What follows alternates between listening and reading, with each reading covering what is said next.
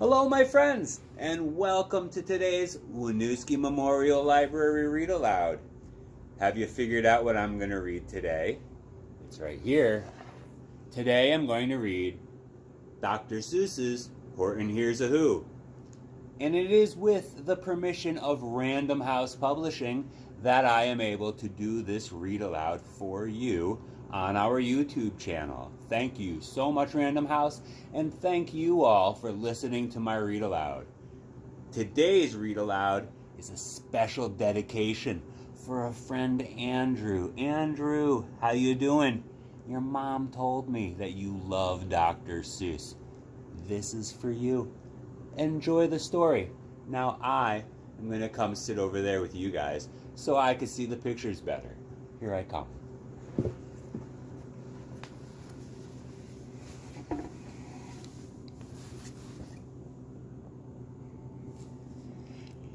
Horton Hears a Who by Dr. Seuss.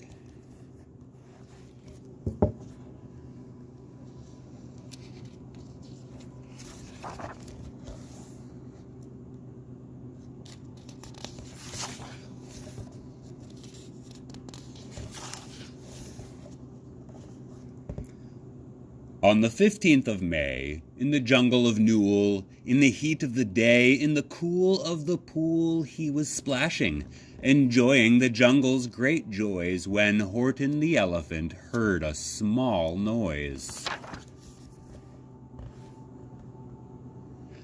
So Horton stopped splashing. He looked towards the sound. That's funny, thought Horton. There's no one around. Then he heard it again, just a very faint yelp, as if some tiny person were calling for help. I'll help you, said Horton, but who are you? Where? He looked, and he looked. He could see nothing there but a small speck of dust blowing past through the air. I say, murmured Horton, I've never heard tell of a small speck of dust that was able to yell. So you know what I think. Why, I think that there must be someone on top of that small speck of dust, some sort of creature of very small size, too small to be seen by an elephant's eyes. Some poor little person who's shaking with fear that he'll blow in the pool. He's got no way to steer, so I'll just have to save him because, after all, a person's a person no matter how small.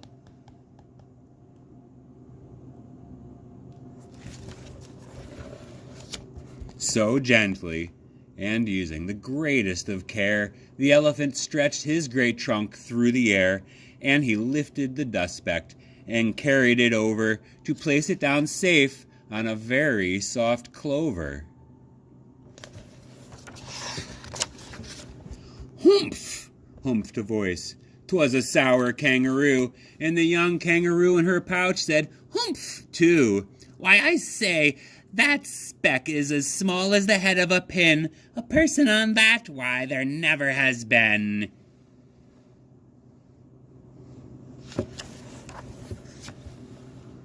Believe me, said Horton, I tell you sincerely. My ears are quite keen. I heard him quite clearly. I know there's a person down there, and what's more, quite likely there's two. Even three, even four, quite likely a family for all that we know, a family with children just starting to grow. So please, Horton said, as a favor to me, try not to disturb them. Just please let them be. I think you're a fool, laughed the sour kangaroo, and the young kangaroo in her pouch said, Me too, you're the biggest blame fool in the Jungle of Nool. And the kangaroos plunged in the pool. In the cool of the pool. What terrible splashing, the elephant frowned. I can't let my very small persons get drowned. I've got to protect them. I'm bigger than they. So he plucked up the clover and hustled away.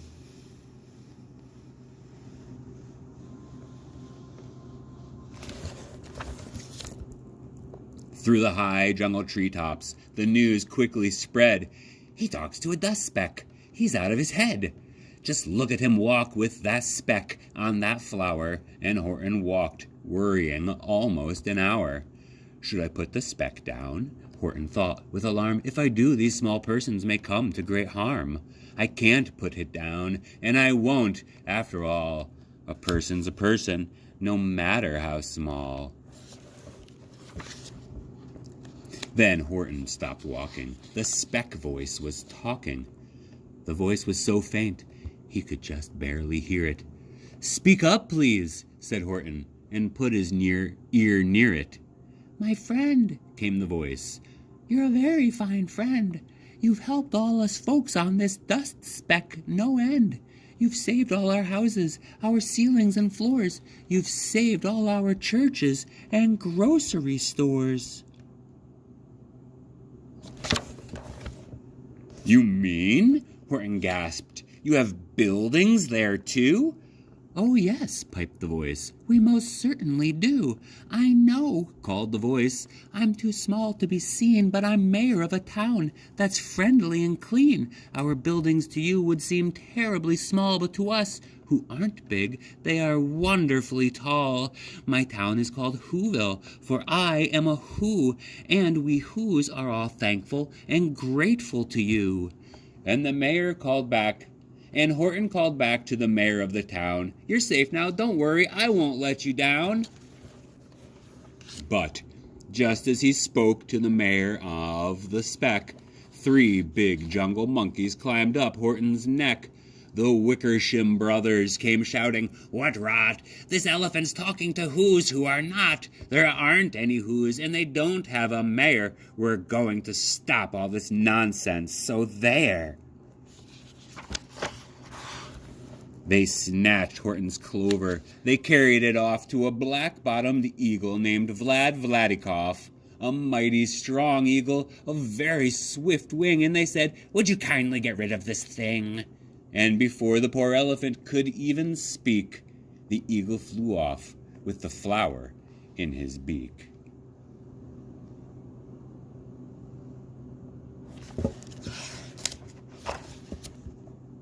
All that late afternoon and far into the night, that black-bottomed bird flapped his wings in fast flight, while Horton chased after with groans over stones that tattered his toenails and battered his bones, and begged, "Please don't harm my little folks, who have as much right to live as us bigger folks do."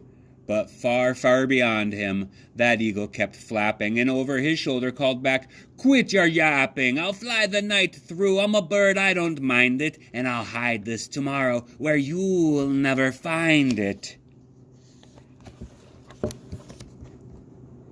And at 6:56 the next morning, he did it. It sure was a terrible place that he hid it. He let that small clover drop somewhere inside of a great patch of clovers 100 miles wide. "Find that," sneered the bird, "but I think you will fail." And he left with a flip of his flat-bottomed tail.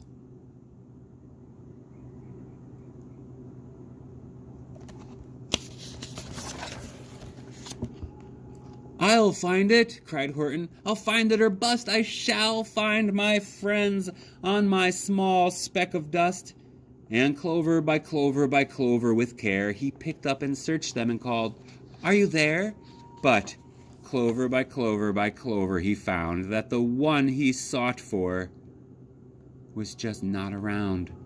And by noon, poor old Horton, more dead than alive, had picked, searched, and piled 9,005.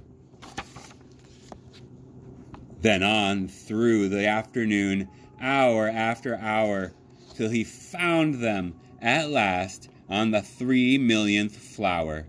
"My friends," cried the elephant, "tell me, do tell, are you safe? Are you sound? Are you whole? Are you well?"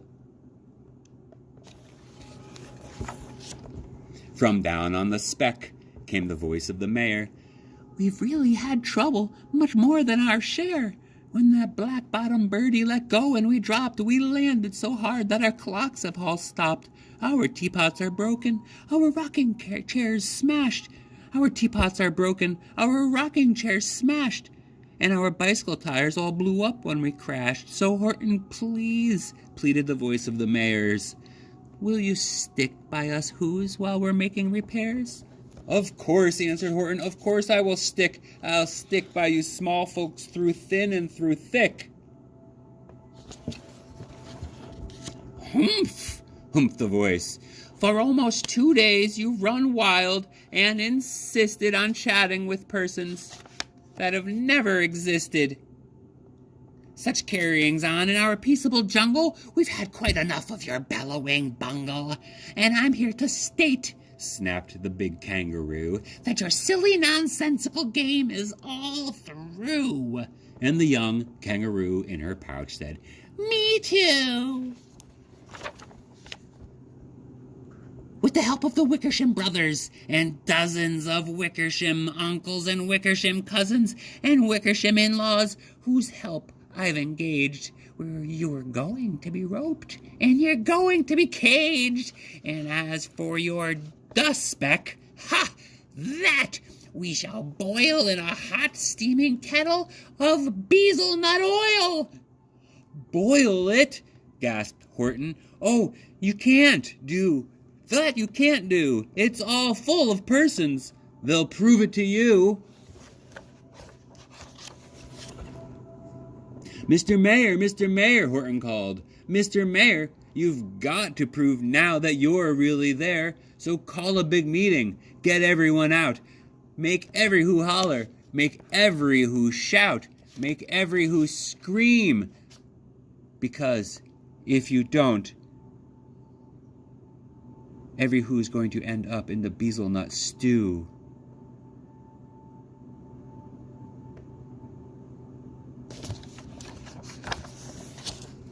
And down on the dust speck, the scared little mayor quick called a big meeting in Whoville town square, and his people cried loudly. They cried out with fear, We are here, we are here, we are here, we are here.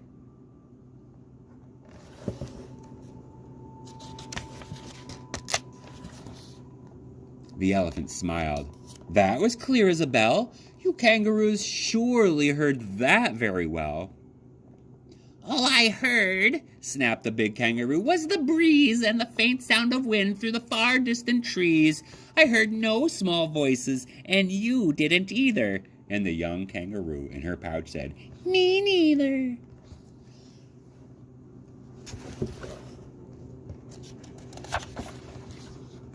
Grab him, they shouted, and cage the big dope. Lasso his stomach with 10 miles of rope. Tie the nuts tight so he'll never shake loose, then dunk that dumb speck in the bezelnut juice. Horton fought back with great vigor and vim, but the Wickersham gang was too many for him. They beat him, they mauled him, they started to haul him into the cage, but he managed to call to the mayor, Don't give up, I believe in you all. A person's a person, no matter how small. And you very small persons will not have to die if you make yourselves heard.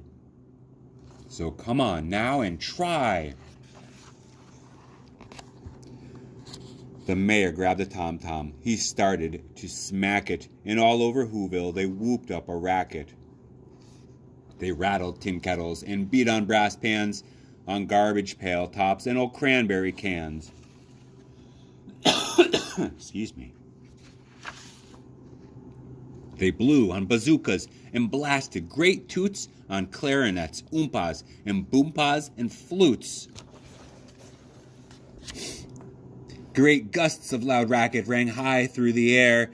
They rattled and shook the whole sky, and the mayor called up through the howling mad hullabaloo, Hey Horton, how's this? Is our sound coming through?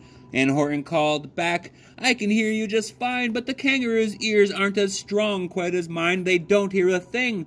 Are you sure all your boys are doing their best? Are they all making noise? Are you sure every who down in Whoville is working? Quick, look through your town. Is there anyone shirking?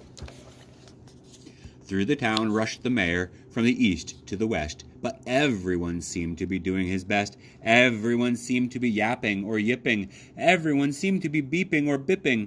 But it wasn't enough. All this ruckus and roar, he had to find someone to help him make more. He raced through each building. He searched floor to floor. And just as he felt he was getting nowhere and almost about to give up in despair, he suddenly burst through a door, and that mayor discovered one shirker quite hidden away in the Fairfax apartments, apartment 12J. A very small shirker named JoJo was just standing and bouncing a yo-yo, not making a sound, not a yelp, not a chirp. And the mayor rushed inside and grabbed that young twerp. And he climbed with the lad up the Eiffelberg Tower. "This," cried the mayor, "is your town's darkest hour. The time for all who have blood that is red to come to the aid of their country," he said. "We've got to make noises in greater amounts. So open your mouth, lad, for every voice counts." Thus he spoke as he climbed. When they got to the top, the lad cleared his throat and shouted out, "Yop!" And that yop, that one small extra yop, put it over. Finally, at last, from that speck on that clover, their voices were heard. Excuse me. They rang out clear and clean. And the elephant smiled. "Do you see what I mean? They've proved they are persons, no matter how small, and their whole world was saved by the smallest of all." "How true, yes, how true," said the big kangaroo. "And from now on, you know what I'm planning to do. From now on, I'm going to protect them with you." And the young kangaroo in her pouch said, "Me too. From sun in the summer, from rain in the fallish, I'm going to protect them no matter how smallish."